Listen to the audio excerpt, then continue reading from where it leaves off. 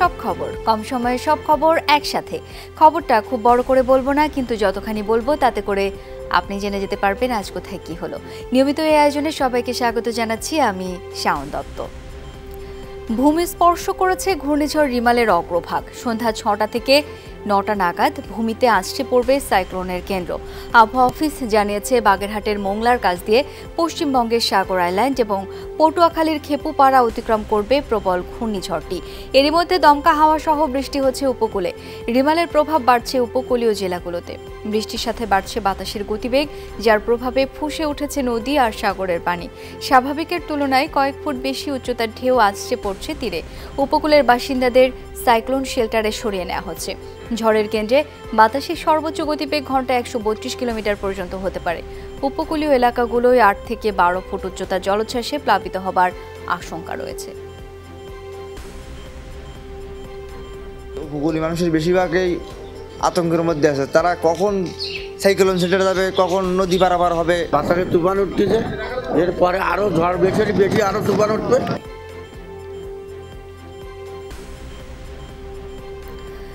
দর্শক, ঘূর্ণিঝড় রিমালের আরও খবরাখবর জেনে নেব। আমার সহকর্মীরা খবর সংগ্রহ করছেন। শুরুতেই একটু যেতে চাই সাতক্ষীরাতে, রিয়াজ রায়হান সঙ্গে আছেন। রিয়াজ, উপকূলে আঘাত হেনেছে ঘূর্ণিঝড় ইতিমধ্যেই।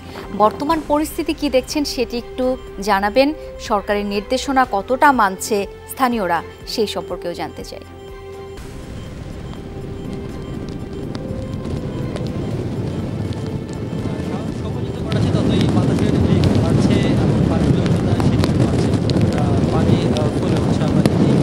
এখন রয়েছে আমরা খোলপেটা নদীর এখানে, যেটিকে চারপাশ দিয়ে বলতে গেলে সুন্দরবন রয়েছে। আমি একটু দেখাই যে আমার সামনে ওদিকের যে অংশটি সেটি হচ্ছে গাবুরা ইউনিয়ন, সাতক্ষীরার শ্যামনগরের গাবুরা ইউনিয়ন, এবং সেই গাবুরা ইউনিয়নটি চারপাশেই নদী এবং সেটি রয়েছে। এবং আপনি দেখছেন যে এই যে গাছগুলো পর্যন্ত যতটুকুতে পানি থাকার কথা ছিল, এখন যেহেতু ভাটা চলছে, যতটুকু পানি থাকার কথা ছিল তার চেয়ে বেশ কয়েক ফিট উপরে পানি প্রবাহিত হচ্ছে। আর সবকিছু মিলে বাতাসের যে গতিবেগে এখন ধারণা করাই হচ্ছে এই ঘূর্ণিঝড় রিমালের যে কেন্দ্রের হয়তো কিছু অংশ এরই মধ্যে উপকূলীয় অঞ্চল, যে বিস্তীর্ণ উপকূলীয় অঞ্চল রয়েছে, সাতক্ষীরা, খুলনা, বাগেরহাট, পটুয়াখালী, বরগুড়া বা বরিশাল, এই যে বিস্তীর্ণ উপকূল অঞ্চল রয়েছে, সেই উপকূলীয় অঞ্চলে আঘাত আনতে শুরু করেছে। এবং অন্তত পানির যে ভাষা বা পানির যে অবস্থা এবং বাতাসের যে সেটি দেখে ধারণা করা হচ্ছে। তবে এত সত্ত্বেও আসলে যেভাবে প্রচারণা চালানো হয়েছে, যেভাবে সতর্কতা অবলম্বন করতে বলা হয়েছে, সেই অনুযায়ী আমরা আসলে স্থানীয়দের মধ্যে তেমন গুরুত্বের আগ্রহ আমরা দেখিনি। যেমন বেশ কয়েকবার উদ্যোগ নেওয়ার পরেও, অনেক ধরনের প্রচারণা চালানোর পরেও তারা এখন পর্যন্ত কোনো আশ্রয় কেন্দ্রে কেউ যায়নি। আমরা যতটুকু খবর পেয়েছি, এই নীলডুমুর এলাকায় বা সাতক্ষীরা শ্যামনগর এলাকায় যতগুলো আশ্রয় কেন্দ্র রয়েছে তার প্রায় অনেকগুলোতেই খবর নেওয়া হয়েছে, সেখানে এখন পর্যন্ত কেউ আসলে যায়নি। তবে সেক্ষেত্রে স্থানীয়রা যেটা বলছেন যে আসলে যেহেতু তাদের গবাদি পশু সহ কোনো ঘরের অনেকগুলো জিনিসপত্র থাকে, সেই জন্য তারা যেতে চান না। এবং শেষ পর্যায়ে যদি পরিস্থিতি খুব বেশি ভয়াবহ হয়, তখন হয়তো তারা যান বা তাদেরকে হয়তো যেতে বাধ্য করা হয়। যদি এখন পর্যন্ত কেউ যায়নি। তবে যদি আবহাওয়া অফিসের তথ্য অনুযায়ী যদি সত্যি হয়, তাহলে 7টা থেকে 8টা নাগাদ পরিস্থিতি আর একটু ক্রমেই খারাপ হবে। ধন্যবাদ আপনাকে। দর্শক, এ পর্যায়ে একটু বাগেরহাটের খবর জেনে নিতে চাই। সেখান থেকে সাইক্লোন শেল্টারে রয়েছেন ইয়ামিন আলী। ইয়ামিন, উপকূলবাসী সাইক্লোন শেল্টারগুলোতে আশ্রয় নিয়েছেন কিনা, এই মুহূর্তের আবহাওয়া পরিস্থিতি আসলে কেমন, সেই সম্পর্কে জানাবেন আমাদের। বেলা গড়িয়ে যখন গোধূলি লগ্ন নিকটে, তখন এই অঞ্চলের মানুষ, উপকূলের মানুষ, তখন তারা সাইক্লোন শেল্টারমুখী হয়েছে। তারা তাদের জীবনের নিরাপত্তার জন্য তাদের পরিবারের সদস্যদেরকে নিয়ে সাইক্লোন শেল্টারে যেতে শুরু করেছে দুপুরের পর থেকেই। আমি কয়েকটি সাইক্লোন শেল্টারে গিয়েছি, সেখানে মানুষ স্বতঃস্ফূর্তভাবেই তারা সেই সাইক্লোন শেল্টারে যেতে শুরু করেছে, তারা আশ্রয় নিতে শুরু করেছে। সেখানে কিন্তু সংকট রয়েছে। আমি বিশেষ করে একেবারে সুন্দরবনের কোল ঘেঁষে জয়মনির কোলের যে সাইক্লোন শেল্টারটি, সেখানে প্রায় 1.5 শতাধিক মানুষ আশ্রয় নিয়েছে। সেখানে বেশ কিছু শিশুরা রয়েছে, এখানে 1/2 শতাধিক শিশুরা রয়েছে। সেখানে শুকনো যে খাবার, সেই খাবারটি পৌঁছায়নি। একটি রিমোট এরিয়া, প্রত্যন্ত অঞ্চল, যে কারণে সেখানে পৌঁছায়নি। যারা তত্ত্বাবধানে আছে তারা বলছেন কর্তৃপক্ষের সাথে তারা কথা বলেছেন, তারা দ্রুত সময়ের ভিতরে শুকনো খাবার সহ যে শিশুদের খাবার সেই বিষয়টি তারা গুরুত্বের সাথে নিয়ে বিবেচনা করে তারা পৌঁছানোর জন্য চেষ্টা করছেন। সেখানে যারা অন্য লোকজন আশ্রয় নিয়েছে তাদেরকেও খাবার, পানি, স্যানিটেশনের বিষয়টি তারা গুরুত্ব দিচ্ছেন। এছাড়া এটি একেবারে সুন্দরবন উপকূল। সুন্দরবন এই অঞ্চলের মানুষকে, এই উপকূলবাসীকে মায়ের মতো তারা আগলে রাখে। সুন্দরবনে যে জলোচ্ছ্বাস হয়েছে, আমরা যতটুকু খোঁজ নিয়েছি, প্রায় স্বাভাবিক জোয়ারের থেকে 4 ফিট উচ্চতার সেখানে পানি বৃদ্ধি পেয়েছে। রাতের জোয়ারে এই পানি আরও বাড়তে পারে। আমরা একটু সেই জোয়ারের দেখাচ্ছি যে স্বাভাবিক জোয়ার যখন থাকে তার থেকে কিন্তু আমরা এই নদীতে এখন পানিটা বেশি দেখছি। এছাড়া এই অঞ্চলের একেবারে জয়মনি থেকে শুরু করে মংলা, শরণখোলা, মোড়েলগঞ্জ, এই পুরো উপকূল জুড়ে যতগুলি সাইক্লোন শেল্টার রয়েছে, অর্থাৎ 359টি সাইক্লোন শেল্টার প্রস্তুত রাখা হয়েছে। সেখানে বিদ্যুতের পরিবর্তে প্রয়োজনীয় যাতে আলোর ব্যবস্থা রাখা হয় সে বিষয়টি তদারকি করছেন প্রশাসন। এছাড়া এই অঞ্চলের যতগুলি সড়ক রয়েছে এই সড়কগুলিকে নিরাপদ রাখার জন্য বেশ কয়েকটি টিম করে দেওয়া হয়েছে,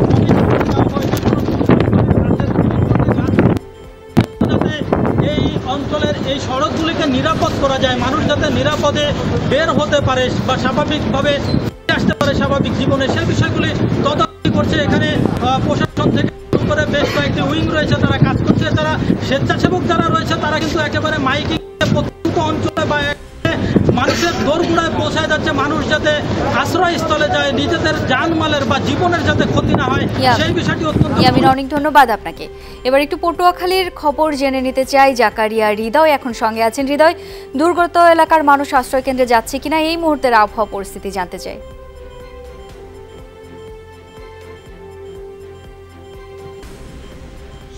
আবহাওয়ার কথা যদি বলি তাহলে বাতাসের যে তীব্রতা সেটি কিন্তু আস্তে আস্তে ক্রমশই বৃদ্ধি পাচ্ছে, সেটা কিন্তু দেখা যাচ্ছে। 1 ঘন্টা আগে যেরকম বাতাসের যে গতিবেগ ছিল তার চেয়ে কিন্তু গতিবেগ ক্রমশই বৃদ্ধি পাচ্ছে। যদিও সাগরে এখন ভাটার সময়, যে কারণে কিন্তু পানির স্তরটা কিন্তু অনেক নিচে নেমে গেছে, কিন্তু এর পাশাপাশি আপনার যে বাতাসের যে তীব্রতা বা বাতাসের যে গতি সেটি কিন্তু আগের চেয়ে অনেক বৃদ্ধি পেয়েছে। যদিও কুয়াকাটা সমুদ্র সৈকতে ভাটা, কিন্তু তারপরে পটুয়াখালীর নদ নদীতে কিন্তু এখনো জোয়ারের একটা প্রভাব রয়েছে। স্থানীয় পানি উন্নয়ন বোর্ড বলেছে যে পটুয়াখালীর যে 4টি বড় নদী আছে, পায়রা, আন্দারমানি, আগুনমুখা নদী, এগুলো বিপদসীমার 1 ফিট উঁচুর উপর দিয়ে অতিক্রম করেছে এবং শহরের পটুয়াখালী শহর সহ আশেপাশে নিম্নাঞ্চল জেলার বেশ কয়েকটি নিম্নাঞ্চল কিন্তু প্লাবিত হয়েছে এবং বেশ কয়েকটি বেড়িবাঁধ ভেঙে সেখানে পানি প্লাবিত হয়েছে, এরকম খবর কিন্তু আমরা পেয়েছি। আর একটি বিষয় হলো এখানকার যারা উপকূলবাসী আছে তাদেরকে কিন্তু অধিকাংশ মানুষ কিন্তু ইতিমধ্যে আশ্রয় কেন্দ্রে যাওয়া শুরু করেছে আরো 1 ঘন্টা আগ থেকে এবং এখনো কিন্তু যাচ্ছে। তবে কিছু কিছু সাইক্লোন শেল্টার থেকে আমাদের কাছে মেসেজ আসছে যে সেখানে তারা শুকনো খাবার খেতে পাচ্ছে না এবং পানি, বিশুদ্ধ খাবার, পানি এবং শুকনো খাবার কিন্তু তারা পাচ্ছে না। শাওন। হৃদয়, অনেক ধন্যবাদ আপনাকে। এবার একটু বরগুনার খবর জেনে নিতে চাই। ফিরদৌস হাসান ইমন আছেন। ইমন, কোন এলাকায় বাঁধ ভেঙেছে সেই খবর আপনি আগেও জানিয়েছেন, এই মুহূর্তের পরিস্থিতি একটু জানতে চাই আপনার কাছ থেকে।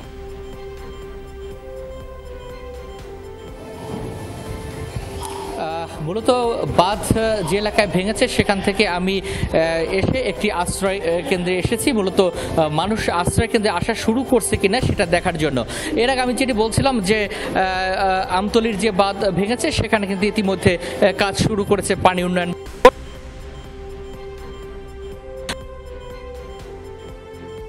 তারপরে তারা সেখানেও কাজ শুরু করবে।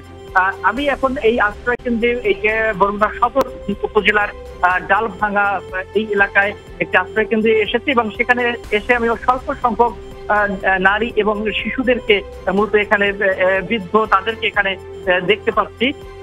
মূলত তারা বলছেন যে সন্ধ্যা নাগাদ মূলত অন্যান্য যারা রয়েছে তারা এই আশ্রয় কেন্দ্রে আসতে শুরু করবে, কারণ সকলের তো গৃহপালিত পশু রয়েছে এবং অনেক মূল্যবান জিনিস সামগ্রী তার বাড়িতে রয়েছে। এবং এখানে আমরা এক নারীর সাথে কথা বলতে আসছি। মূলত আপনাদের লোকজন এখনো আসতেছে না কেন, দেরি করছে কেন?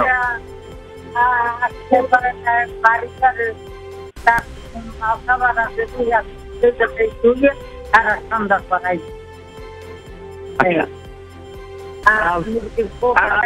সারা সন্ধ্যা করাই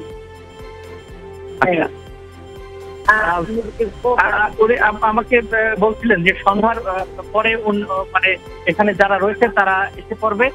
মূলত এই এলাকার মানুষ কিন্তু অনেকটাই সচেতন দেখলাম যে তারা আমি যে গ্রামে ঘুরেছি সকলেই কিন্তু বলেছে যে আমরা বিকেলের পরে বা সন্ধ্যার দিকে আশ্রয় কেন্দ্রে যাব। এই ছিল আমার কাছে বরগুনা থেকে। ফেরদৌস খান ইমন, ধন্যবাদ আপনাকে। এমপি আনার হত্যার মূল পরিকল্পনাকারী আখতারুজ্জামান শাহিনকে ফিরে আনতে ইন্টারপোলের সহায়তা চাওয়া হবে, এমনটা জানিয়েছেন ডিবি প্রধান হারুনুর রশিদ।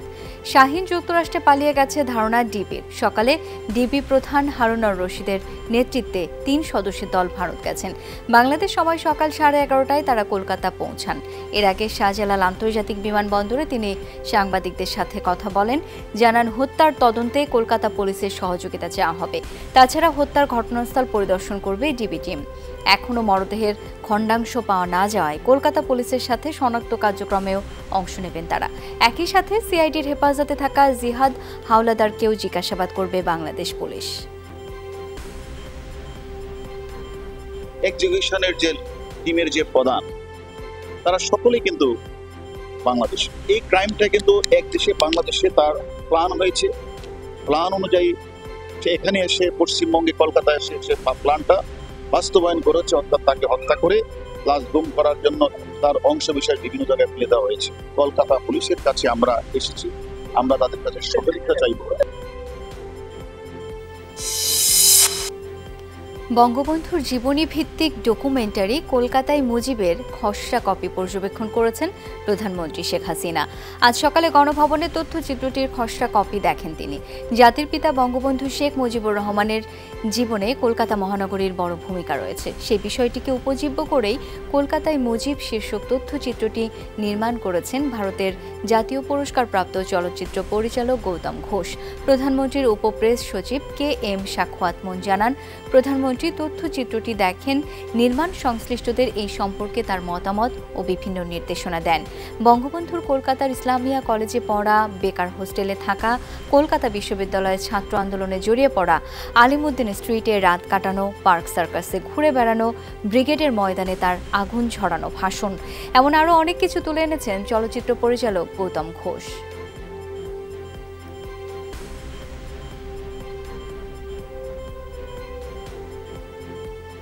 মোংলা বন্দরে রয়েছেন সহকর্মী প্রবীর বিশ্বাস, যাব তার কাছে। প্রবীর, ঘূর্ণিঝড় তো আঘাত হেনেছে, এই মুহূর্তের কি অবস্থা দেখতে পাচ্ছেন সেটি একটু জানাবেন আমাদের। মুহূর্তে মোংলা বন্দর এলাকার কথা যদি বলি আপনাকে শাওন, সেটি হচ্ছে 5টার সময় আমরা যে সংবাদটি দিয়েছিলাম প্রায় একই পরিস্থিতি। তবে যেহেতু সন্ধ্যা ঘনিয়ে আসছে, আলো কমে যাচ্ছে, তবে বাতাসে চাপ সেটি কিন্তু আস্তে আস্তে একটু বৃদ্ধি পাচ্ছে। এছাড়া আকাশের যে মেঘমালা রয়েছে সেটিও কিন্তু বৃদ্ধি পেয়েছে। আমরা যদি আকাশটা একটু দেখাই, বেশ মেঘ রয়েছে, তবে এই মেঘগুলো পূর্ব দিক থেকে পশ্চিম দিকে যাচ্ছে আর বাতাসটা উত্তর দিক থেকে দক্ষিণ দিকে যাচ্ছে। এটি কিন্তু একটা বিশেষত্ব আজকের আবহাওয়ার। এবং পানির যে বিষয়টি সেটি হচ্ছে, আগেই বলেছিলাম যে এখন ভরা ভাটি, যেখানে পানি যে মাত্রায় রয়েছে সেখান থেকে আরও 10, 12 বা 15 ফিট নিচে থাকার কথা ছিল, সেটি কিন্তু পানি নামেনি। স্থানীয় মানুষ যারা তারা বলেছে যে পানি নামছে না, অর্থাৎ পানি ফুলে আছে। এখন কথা হচ্ছে যে এর পরই অর্থাৎ ঘন্টা 2-2.5 পরে জোয়ার লাগতে শুরু করবে, তারপর ভর জোয়ার আসতে সেখান থেকে আরও 2 থেকে 2.5 ঘন্টা লাগবে। ঠিক সেই মুহূর্তে যদি ঝড় এই অঞ্চলে অতিক্রম করে, যেটি বলা হচ্ছে যে স্বাভাবিক জোয়ারের থেকে পানির উচ্চতা 10 থেকে 15 ফুট বৃদ্ধি পেতে পারে। যদি এমনটি হয় তাহলে আসলে এই অঞ্চল তলিয়ে যাবে যদি জোয়ারের সময় ঝড়টা অতিক্রম করে। সেজন্য মানুষের শঙ্কা রয়েছে যে ঝড়টি আসলে কখন অতিক্রম করবে সেইটা নিয়ে একটু বিষয়টা রয়েছে। সমস্ত নৌযানগুলোকে নিরাপদ স্থানে রাখা হয়েছে এবং মোংলা বন্দরে 6টি বিদেশি জাহাজ রয়েছে, তাদেরও সমস্ত কার্যক্রম বন্ধ রাখা হয়েছে, সেগুলোকে নিরাপদ স্থানে রাখা হয়েছে। এছাড়া যে সমস্ত অন্যান্য নৌযান রয়েছে সেই নৌযানগুলোকে কিন্তু নিরাপদ স্থানে রাখা আছে। অর্থাৎ মানুষকে বলা হয়েছে সাইক্লোন শেল্টারে যেতে, নিরাপদ আশ্রয়ে থাকতে, পরবর্তী নির্দেশনা না দেওয়া পর্যন্ত। শাওন। প্রবীর, অনেক ধন্যবাদ আপনাকে। এবার একটু লক্ষ্মীপুরের খবর জানবো। আনিস কবির সঙ্গে আছেন। আনিস, নিম্নাঞ্চলগুলোর পরিস্থিতি এখন কেমন? মানুষজন নিরাপদ আশ্রয় কেন্দ্রে পৌঁছেছে কি?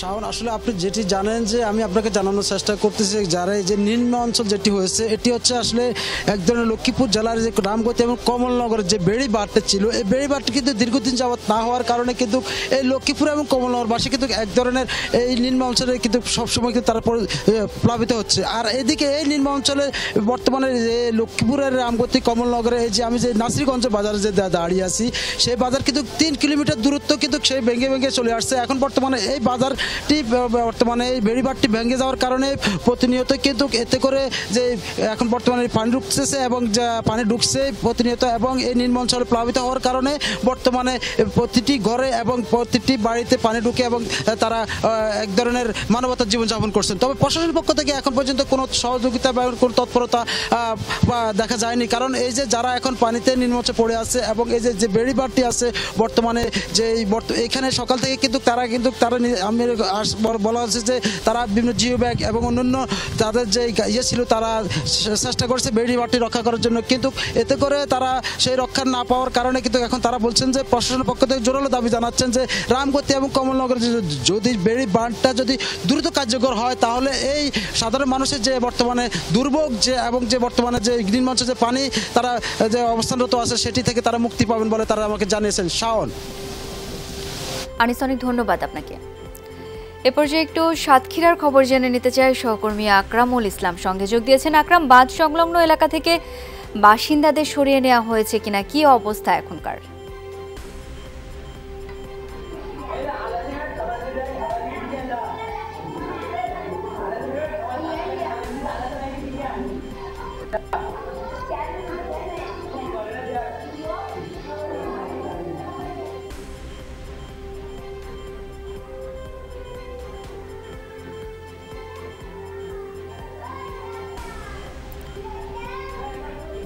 আকরাম, আপনি নিশ্চয় শুনতে পাচ্ছেন। বাঁধ সংলগ্ন এলাকা থেকে বাসিন্দাদের সরিয়ে নেওয়া হয়েছে কিনা এই মুহূর্তের পরিস্থিতি একটু জানাবেন।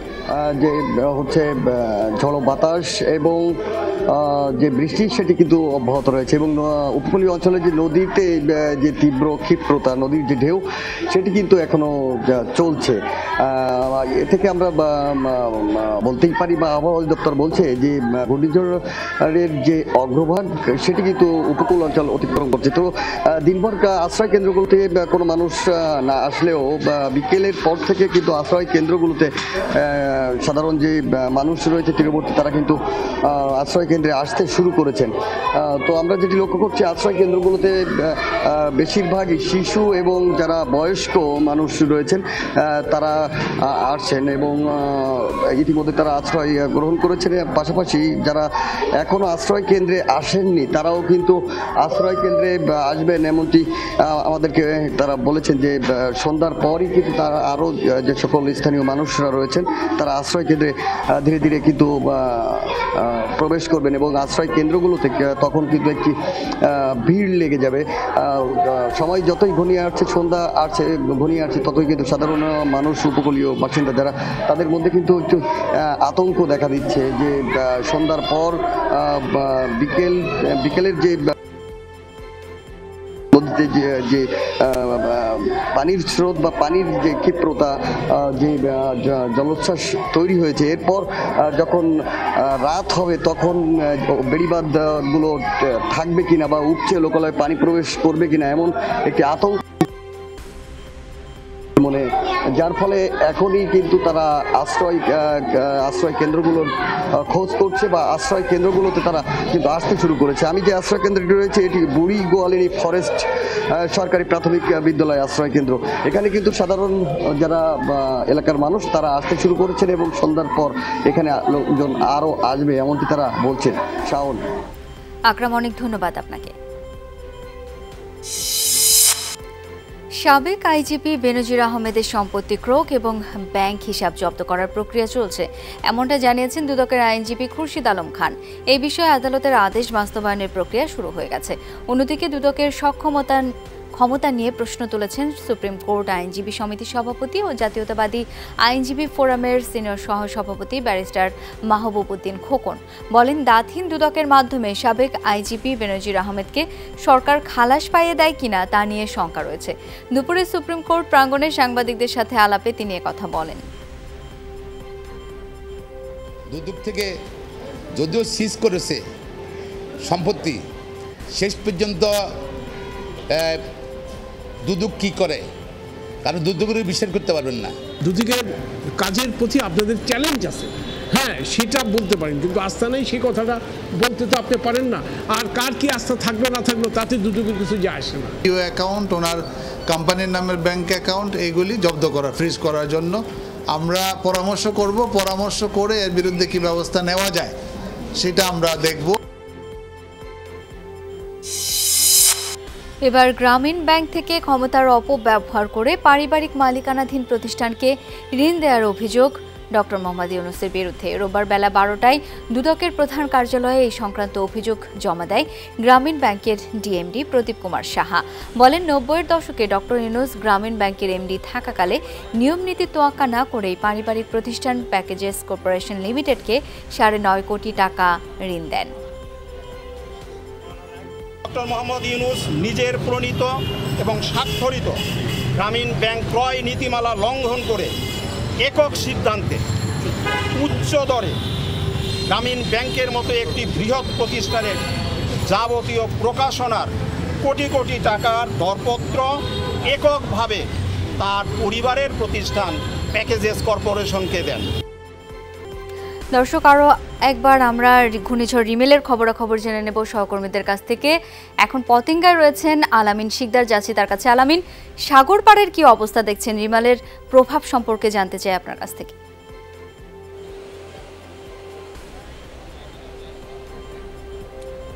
শাওন, রিমালের প্রভাব কথা যদি বলতে চাই, চট্টগ্রামে এর প্রভাব কিছুই পড়েনি বলতে পারি, কারণ আমরা দুপুরের দিকে দেখেছিলাম যে গুড়ি গুড়ি বৃষ্টিপাত ছিল। তবে এখনের কথা যদি বলতে চাই, এখন একেবারেই বৃষ্টিপাত নেই বলা যায়। তবে আকাশ এখনও মেঘলা। আর চট্টগ্রামের পতেঙ্গা সমুদ্র সৈকত রূপ নিয়েছে কক্সবাজারের রূপে। কক্সবাজারে যেমন আমরা দেখি যে সাগরের বালি ধরে সবাই ঘুরে বেড়ায় এবং একটি সুন্দর মুহূর্ত কাটানোর যে চেষ্টা করে, সেটাই কিন্তু এখন এখানে দেখা যাচ্ছে। প্রচুর পর্যটকের ভিড় দেখা যাচ্ছে। যদিও ভাটায় এই পর্যন্ত পানি কখনো দেখা যায়নি, আরও অনেক দূরে থাকে পানি। তবে এখন ভাটা হওয়ার কারণেও কিন্তু যেহেতু রিমেল যে কোনো সময় আঘাত আনতে পারে, তার কারণেই কিন্তু এই জায়গায় দেখা যাচ্ছে যে ঢেউ এখন একেবারেই তীরের কাছে আসছে এবং ঢেউয়ের যে উচ্চতা সেটা যদি বলতে চাই, সেটাও অনেকটাই বেশি অন্যান্য স্বাভাবিক দিনের তুলনায়। আর এটিতে কিন্তু সাধারণ মানুষের মধ্যে তেমন একটা আতঙ্ক নেই। চট্টগ্রামের মানুষের কথা যদি বলতে চাই, তারা এক কথায় বলছেন যে এই ধরনের বড় ঢেউ দেখতে তাদের কক্সবাজার যেতে হয়। আর যেহেতু ঘূর্ণিঝড়ের সময় এই ধরনের বড় ঢেউ দেখা যায়, তাই তারা এই যে পতেঙ্গা সমুদ্র সৈকতের যে একদম ওয়েস্ট পয়েন্ট রয়েছে, অর্থাৎ পশ্চিম যে অংশটি, সেই জায়গাটিতে এসে তারা সময় কাটাচ্ছেন। আমরা যারা একেবারে তীরে বসবাস করে, উপকূলে বসবাস করে, তাদের সাথে কথা বলেছিলাম। জেলে পাড়ার বাসিন্দা যারা রয়েছেন, তাদেরকে নিরাপদ আশ্রয় কেন্দ্রে নিয়ে যাওয়ার জন্য কিন্তু ফায়ার সার্ভিসের যারা রয়েছে, পাশাপাশি সিটি কর্পোরেশনের যারা রয়েছে, সবাই কিন্তু চেষ্টা করেছিল। তবে তারা কিন্তু আসলে সেখান থেকে সরে আসেনি। সেই কারণেই কিন্তু বলা যায় যে চট্টগ্রামে ঘূর্ণিঝড় রিমেলের যে প্রভাব, রিমেলের সেই প্রভাব কিন্তু পড়তে দেখা যায়নি। আচ্ছা আলামিন, ধন্যবাদ আপনাকে। একটু কক্সবাজারের খবর জানবো। এহসান আল কুতুবী সঙ্গে আছেন। এহসান, উপকূলের সবশেষ কি অবস্থা?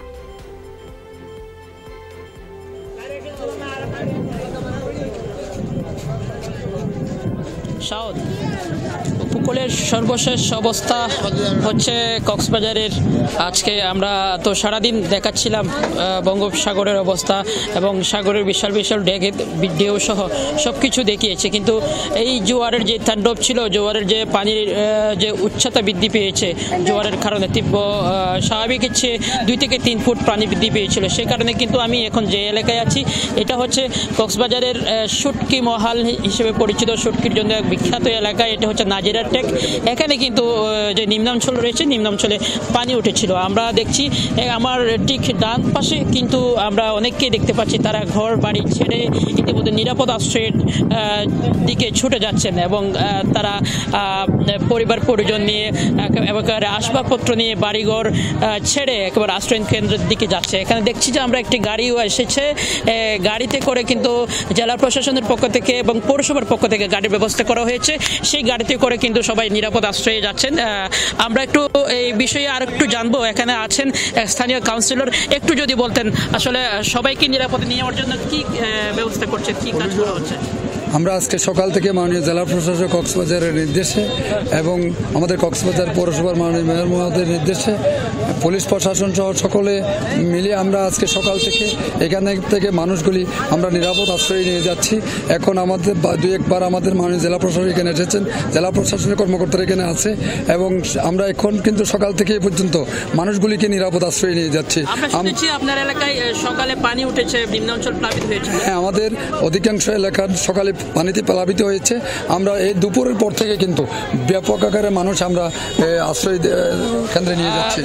শুনছিলেন এতক্ষণ সকালে কিন্তু ওনার এই যে এলাকা কুতুবদিয়া পাড়া সমিতিপাড়া কক্সবাজার 1 নম্বর ওয়ার্ড, এখানে কিন্তু পানি উঠেছিল এবং সন্ধ্যার পরে যে আবার জোয়ার হবে, জোয়ারের যখন পানি। অনেক ধন্যবাদ আপনাকে। এমপি আনার হত্যার মূল পরিকল্পনাকারী আখতারুজ্জামান শাহিনকে ফিরিয়ে আনতে ইন্টারপোলের সহায়তা চাওয়া হবে, এমনটা জানিয়েছেন ডিবি প্রধান হারুনার রশিদ। শাহিন যুক্তরাষ্ট্রে পালিয়ে গেছে ধারণা ডিবির। সকালে ডিবি প্রধান হারুনার রশিদের নেতৃত্বে 3 সদস্যের দল ভারত গেছেন। বাংলাদেশ সময় সকাল 11:30টায় তারা কলকাতা পৌঁছান। দর্শক, এই বিষয়ে আরও জানবো। এখন কলকাতা থেকে যুক্ত হচ্ছেন সহকর্মী সুকান্ত চট্টোপাধ্যায়। সুকান্ত, ডিবি প্রধান সহ পুলিশ সদস্যরা এখন কোথায় রয়েছেন? জানতে চাই, হত্যা তদন্তে নতুন কিছু কি জানতে পেরেছেন? সকাল 11টা নাগাদ কিন্তু তিনি দমদম বিমানবন্দর থেকে বের হন এবং প্রথমে হোটেল ওয়েস্টিনে যান। সেখান থেকে দুপুর 2টো নাগাদ তিনি লাঞ্চ ছেড়ে কিন্তু নিমতম থানায়, সেখান থেকে তার পাশে আবার যান হচ্ছে তিনি সেখান থেকে 5টার সময় বার হন, বের হয়ে সোজা চলে আসেন সিআইডির সদর দপ্তর ভবানী ভবনে। এবং এখানে এই মামলার অর্থাৎ এমপি খুনের মামলায় এখনো পর্যন্ত যে একজনকে আটক করা হয়েছে এবং একজনকে গ্রেফতার করা হয়েছে তাদের সঙ্গে কিন্তু ডিবি প্রধান হারুন রশিদ কথা বলেন এবং আগামীকাল কিন্তু এখানে তার দেহান্ত ডিক্লেয়ার করা হয়েছে, সেখানে যাওয়ার সম্ভাবনা রয়েছে। তবে আজকেও কিন্তু যে সোতালিয়া বলে একটি জায়গা রয়েছে সেখানেও কিন্তু এই দাবি আজকেও যারা সেখানেও কিন্তু পাওয়া যায়নি। প্রাকৃতিক দুর্যোগ এবং সকাল 9:30টায় কি হলেও খুব দ্রুতই কিন্তু ডিজাস্টার ম্যানেজমেন্টের কর্মীরা কিন্তু উঠে যান তল্লাশি থেকে এবং তার পানির তলায় কিন্তু কিছুই পাওয়া যায়নি। এই বাঁধগুলা খালের দুই জায়গায় কিন্তু গত 3 দিন ধরে খোঁজা হচ্ছে, এখনো পর্যন্ত। সুকান্ত, আমরা স্পষ্টভাবে আপনার কথা ঠিক বুঝতে পারছিলাম না। ধন্যবাদ এই মুহূর্তে তথ্যগুলো জানাবার জন্য।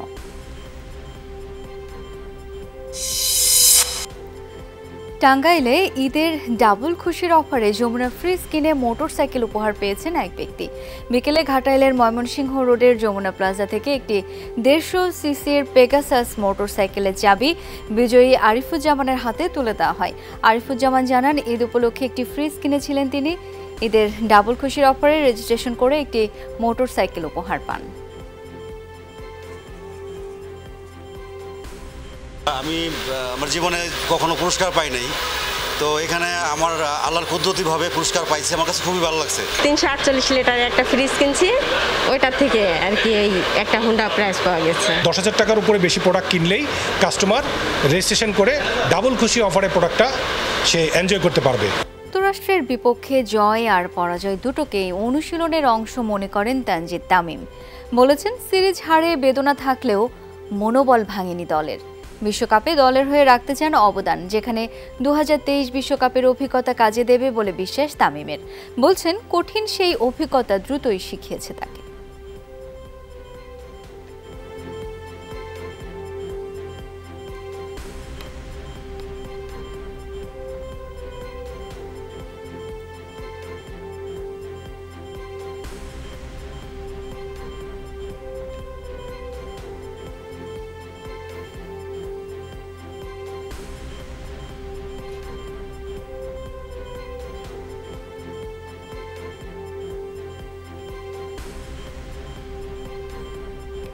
হারা জেতা দুটোই আসলে প্রিপারেশনের ভিতরেই রাখাই ভালো। এখানে পজিটিভ নেগেটিভ দুটা জিনিসই হয়েছে আমাদের, যেটা আমাদের পরবর্তী স্টেজে কাজে লাগবে।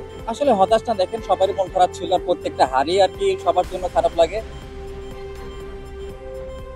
স্মুথ শেভিং এর জন্য শুধুমাত্র কুল, নাথিং এলস। সার্বজনীন পেনশনে প্রত্যয় স্কিম বাতিলের দাবি জানিয়েছে ঢাকা বিশ্ববিদ্যালয় শিক্ষক সমিতি।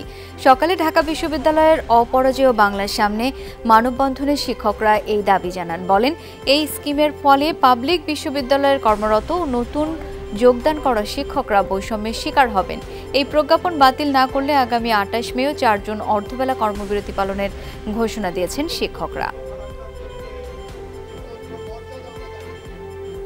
আমরা ঢাকা বিশ্ববিদ্যালয়ের শিক্ষক সমিতির এই প্ল্যাটফর্ম থেকে এই প্রত্যয় স্কিমকে প্রত্যাখ্যান করছি।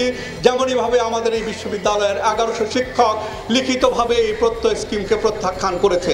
এই যে প্রত্যয় স্কিম, যে আমাদের সুরক্ষা বলয় ছিল, পারিবারিক সুরক্ষা বলয় পেনশনের মাধ্যমে, সেটিকে কর্তন করা হচ্ছে। 3রা জুন পর্যন্ত আমরা দেখব, সেটা দাবি পূরণ না করা হলে 4টা জুন আমরা অর্ধবেলা আমরা কর্মবিরতি পালন করবো, অর্থাৎ সকাল থেকে দুপুর পর্যন্ত।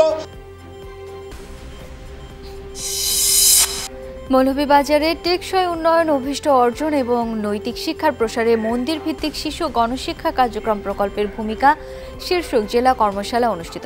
মন্দির ভিত্তিক শিশু গণশিক্ষা কার্যক্রম প্রকল্পের ভূমিকা শীর্ষক জেলা কর্মশালা অনুষ্ঠিত হয়েছে। সকালে প্রকল্পের মৌলভীবাজার জেলা কার্যালয়ের আয়োজনে শিল্পকলা একাডেমির হলরুমে অনুষ্ঠান উদ্বোধন করেন জেলা প্রশাসক ডক্টর উর্মি বিনতে সালাম।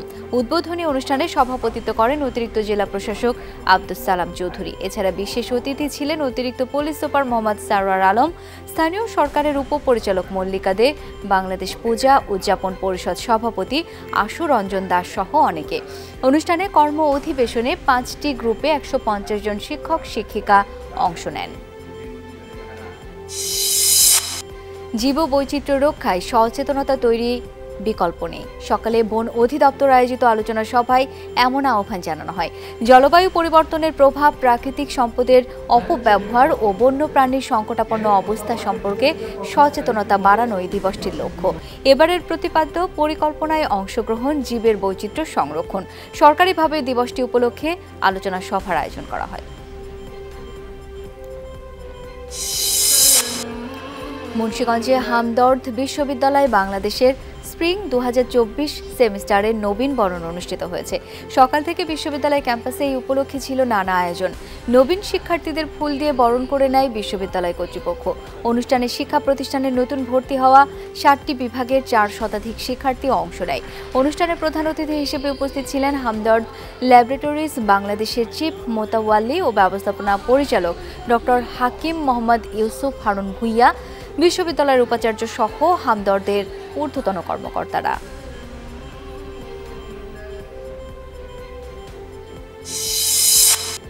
গাইবান্ধার ফুলছড়িতে যমুনা নদীর ভাঙন থেকে রক্ষার দাবিতে মানববন্ধন করেছে এলাকাবাসী। দুপুরে উপজেলার ট্যাংরাকান্দি ও মধ্য খাটিয়ামারি এলাকার যমুনা নদীর তীর ঘেঁষে এই মানববন্ধন হয়। এসকেএস ক্রিয়া প্রকল্প ও এই মানববন্ধনের উদ্যোগ নেয়। এতে অংশ নেয় ফজলুপুর ও ফুলছড়ি ইউনিয়নের 2 শতাধিক মানুষ। বক্তারা বলেন, দ্রুত প্রয়োজনীয় ব্যবস্থা গ্রহণ না করলে বসতবাড়ি, আবাদি জমি এবং শিক্ষা প্রতিষ্ঠান সহ গুরুত্বপূর্ণ স্থাপনা রক্ষা করা সম্ভব হবে না। এ সময় উপস্থিত ছিলেন ইউপি সদস্য, এসকেএস প্রকল্প কর্মকর্তা সহ অন্যান্যরা। দর্শক, এই ছিল আজকে সব খবরের আয়োজন। এতক্ষণ সাথে থাকার জন্য সবাইকে অসংখ্য ধন্যবাদ।